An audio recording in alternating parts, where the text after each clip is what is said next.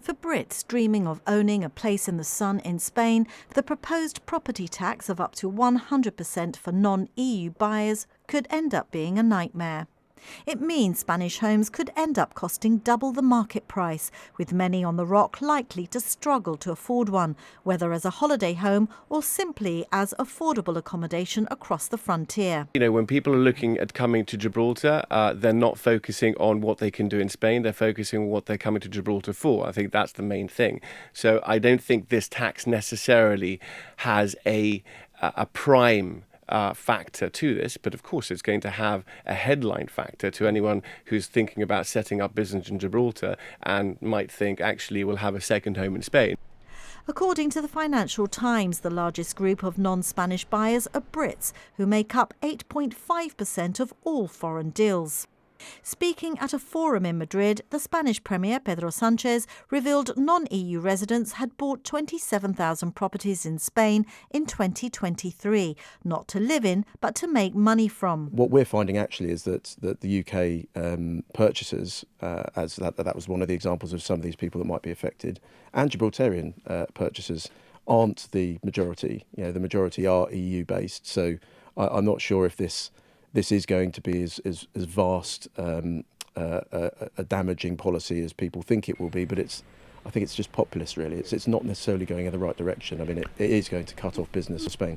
The aim of the tax is to improve affordability for Spanish residents after public anger in the country over difficulties finding affordable housing.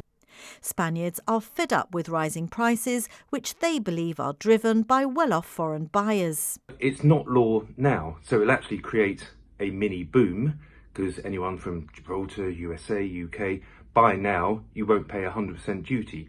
Buy sometime in the future, and you may do if it becomes law. So it will impact us in Gibraltar. It's quite aspirational to be in Gibraltar and to own in Spain. It'll be interesting to see if the law is on a person as a national, a Gibraltarian, or a person as a resident. So if a German, French person is resident in Gibraltar, are they still impacted? And obviously we don't know that yet.